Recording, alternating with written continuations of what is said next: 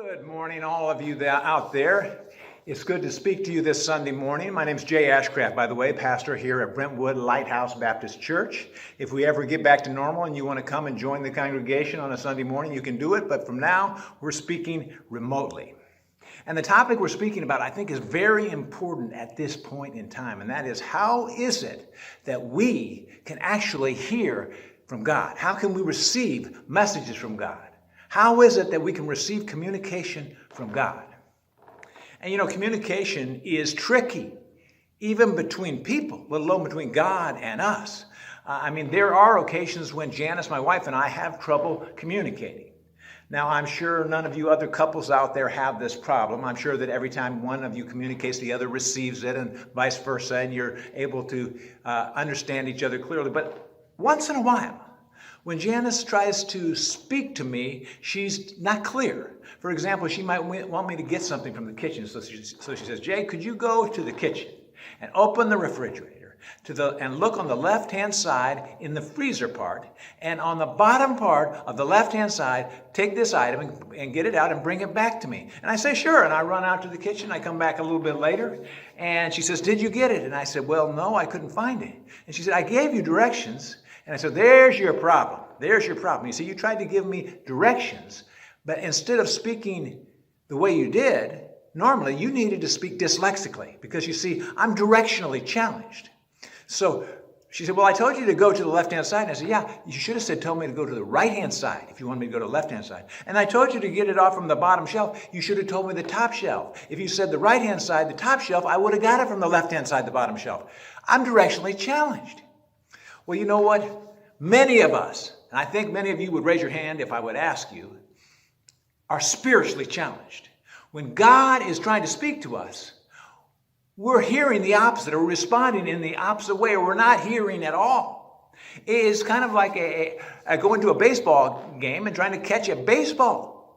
Well, you've got to be prepared for that. As a matter of fact, a few years back, my son-in-law was telling me he went to a baseball game. It was an A's game, and before the game, he was there early. He had his baseball glove with him, and they were practicing hitting balls, the pros down there, and one of them hit a foul ball, and he was standing between a father and a son, and he reached out his glove. They were both going for the ball. He reached out and caught it, and he said, all right, I got this ball. And the son said, no, I have it. And he said, no, you don't, I've got it. And they started arguing about whether Sean, my son-in-law, could keep the ball. And finally, the father steps in, and he starts swearing at him. He says he's going to beat him up if he didn't give the son the ball. And so finally, he said, well, if it means that much to you, and he gave him the ball. And when he got home, he was telling him about it. I said, Sean, come on, you couldn't give a little kid the ball? He said, well, kid, what do you mean? He was 30 years old. Anyway, there are times when we have trouble receiving, and especially receiving from God what he's trying to speak to us. And I'm confident today, let me ask you this, raise your hands wherever you're at. How many people here would like to hear from God, would like to receive a message from God this week? How many? All right, let me ask it a little more specific. How many of you would like to receive a message from God today? I'm guessing most of you got your hands raised. We want to hear from God. And so you're what we call a good market, a market that's ready to receive a message like this, because I'm going to talk to us today about how it is that we can receive a message from God. And we're going to go to three professionals. We're going to watch three professionals and how they receive messages, and we're going to try and learn at least one thing from each of these professionals. Now, you say, what do you mean professionals? There are professionals at hearing and receiving messages from God? Yeah, there are professionals at hearing and receiving messages from God and then actually doing something with them.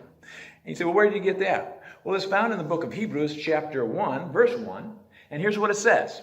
It says, God, who at many times and in very diverse manners spoke in time past into the fathers by the prophets.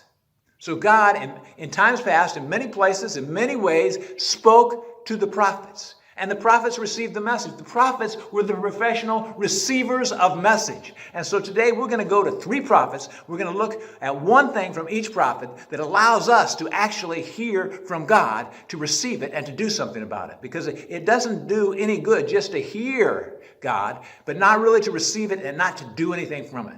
But starting today, you're going to know what are 3 things I can do to make myself ready to receive that catch and to be ready to hear from God. Bring this whole thing a little closer to home.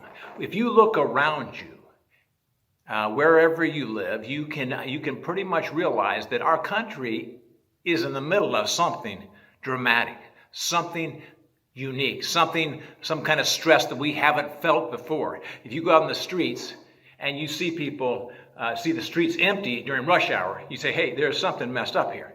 You go out to the stores and you see everybody wearing masks. You say, wait a minute, something's not right. When you try to go shopping and there's a line outside the store and everybody is 6 feet apart, you're saying to yourself, you know what? This is messed up.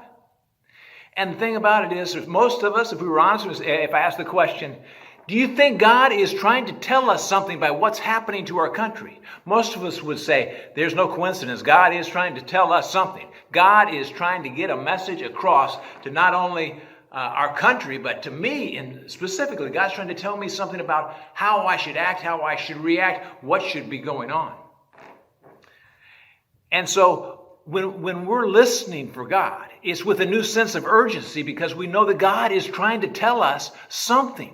And that's where the good news comes in, because you know these 3 prophets, these 3 professional receivers of God's messages, each one of them lived in a different time period, and each of them spoke the words of God, received and spoke the words of God at a time when their country was in a national crisis, when things had broken down big time, and when the country was practically turned upside down.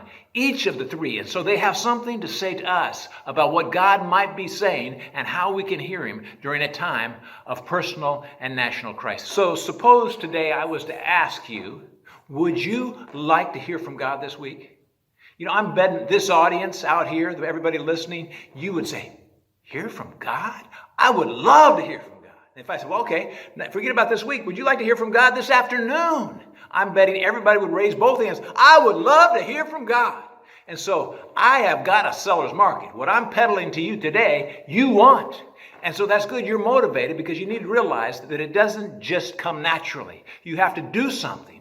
But the return is you get to hear from the God of the universe about things that matter to our country and about things that matter to your own life. So let's stop and let's start listening to those 3 receivers that are going to tell us what are the secrets, what are the keys to hearing from God. Okay, so the first receiver of God's word, the first prophet that I want to call up is Samuel. So Samuel, come on up from the dugout. We want to talk about you for a little bit. So here's Samuel. He grew up in Israel in a time when this country was upside down. They were the people of God, but they weren't following God. As a matter of fact, it says there in Samuel that everyone did what was right in his own eyes. Everyone did what was right in their own eyes. It wasn't God's laws, God's rules. Everybody said, well, I'm going to decide what's right for me, and it could be right for you and wrong for me, or wrong for me and right for you. It doesn't matter. Everyone did what was right in his own eyes. Let's all do that together. Everyone did what was right in his own eyes. So this was the setting that Samuel grew up in. His mother had been praying for a child. Please, Lord, give me a child. And finally, God gave her a child, and his name was Samuel, and she took him when he got old enough to the priest, who was still a toddler, he was still little, and she said, I'm going to lend Samuel to the priesthood. God gave him to me, and now I'm going to lend him back so that he can serve God by growing up under the priest Eli. And so when Samuel was about 10 years old, after growing up to that age, one night, he was there in the temple, and Eli was there also. And it tells us in 1 Samuel chapter 3, verse 1, and the child Samuel ministered unto the Lord before Eli, and the word of the Lord was precious in those days. There were not many visions. In other words, the word of God rarely came. People didn't have visions. People weren't seeing God the way they used to.